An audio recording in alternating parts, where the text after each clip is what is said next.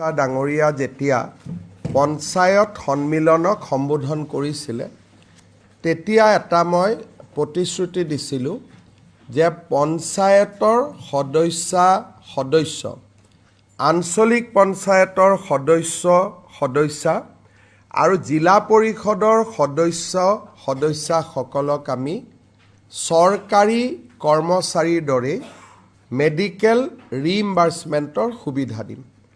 তাৰ মানে মুখ্যমন্ত্ৰীৰ লোকসেৱা আৰোগ্য যোজনাত তেওঁলোকে নামভৰ্তি কৰিব আৰু বেমাৰ আজাৰ হ'লে চৰকাৰী স্থায়ী কৰ্মচাৰীয়ে যেনেকৈ মেডিকেল ৰিইম্বাৰ্সমেণ্ট পায় আমাৰ পঞ্চায়তৰ সদস্যসকলেও তেনেকৈয়ে মেডিকেল ৰিইম্বাৰ্সমেণ্ট পাব।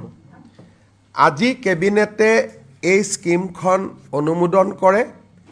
পঞ্চায়তৰ সদস্যসকলক মুখ্যমন্ত্ৰীৰ লোকসেৱা আৰোগ্য যোজনাত আমি অন্তৰ্ভুক্তি কৰিম আৰু তেওঁলোকে চৰকাৰী কৰ্মচাৰীসকলে যি ধৰণে বেমাৰ হ'লে মেডিকেল ৰিইম্বাৰ্সমেণ্ট ক্লেইম কৰে বা কোনোবা হস্পিটালত কেছলেছ ট্ৰিটমেণ্টৰ সুবিধা পায়, সেম সুবিধা আমাৰ পঞ্চায়তৰ প্ৰতিনিধিসকলে পাই থাকিব। এই সিদ্ধান্তৰ ফলত 30,000 পঞ্চায়ত প্ৰতিনিধি উপকৃত হ'ব। আজি আমাৰ কেবিনেটত এটা সিদ্ধান্ত গ্ৰহণ কৰা হ'ল যে অসমৰ এটা অৰিজিনেল কমিউনিটিৰ ভিতৰত চুতীয়া কমিউনিটি এটা অৰিজিনেল কমিউনিটি। এই খিলঞ্জীয়া কমিউনিটিটোৰ বাবে আমি ACS পৰীক্ষাত আউট অফ OBC কোটা এজন DSP আৰু এজন মেজিষ্ট্ৰেটৰ পোষ্ট আমি এতিয়াৰ পৰা সংৰক্ষণ কৰিম। আগতে এই সুবিধাটো মৰাণ আৰু মটক কমিউনিটিক দিয়া আছিলে। এতিয়াৰ পৰা চুতীয়া জনগোষ্ঠীৰ লোকেও এজন DSP আৰু এজন মেজিষ্ট্ৰেট প্ৰত্যেক বছৰে নিশ্চিতভাৱে লাভ কৰিব। আজি আমাৰ কেবিনেটত যোৱাকালি মই ডিব্ৰুগড়ত গৈছিলোঁ। অৰুণাচল প্ৰদেশত বাস কৰা মৰাণ জনগোষ্ঠীৰ লোকক আমি অসমত PRCৰ সুবিধা দিছিলোঁ, কিন্তু চাকৰিত এপ্লাই কৰিবৰ কাৰণে তেওঁলোকক এমপ্লয়মেণ্ট এক্সচেঞ্জতো নাম ৰেজিষ্টাৰৰ সুবিধা দিব লাগিব।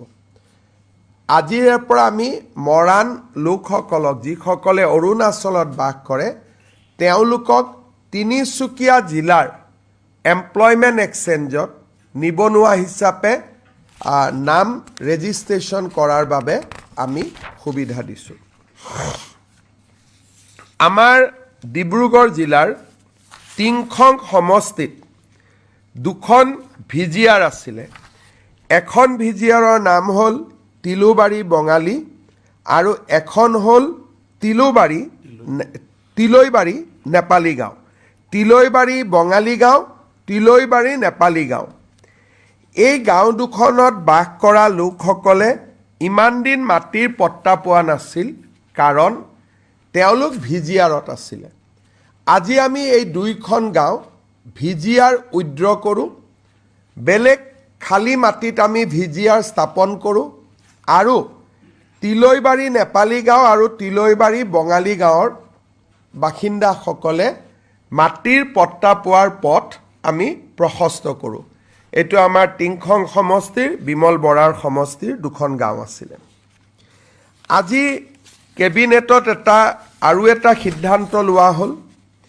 চাহ বাগিচাৰ মাটিৰ আবণ্টনৰ প্ৰপত্ৰসমূহ আমি 9 তাৰিখে দিনৰ 2 বজাত বিতৰণ কৰিম, কিন্তু বহুত চাহ বাগিচা নগৰ অঞ্চলত পৰে।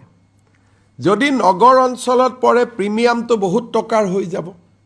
বাগিচাৰ শ্ৰমিকেতো যেনেকৈ আজি সোণাপুৰৰ চাহ বাগিচা বাগানৰ শ্ৰমিকে প্ৰিমিয়াম দিলে লাখ টকাৰ প্ৰিমিয়াম দিব লাগিব, কাৰণ এইখন উইদিন GMD এলেকা পৰে।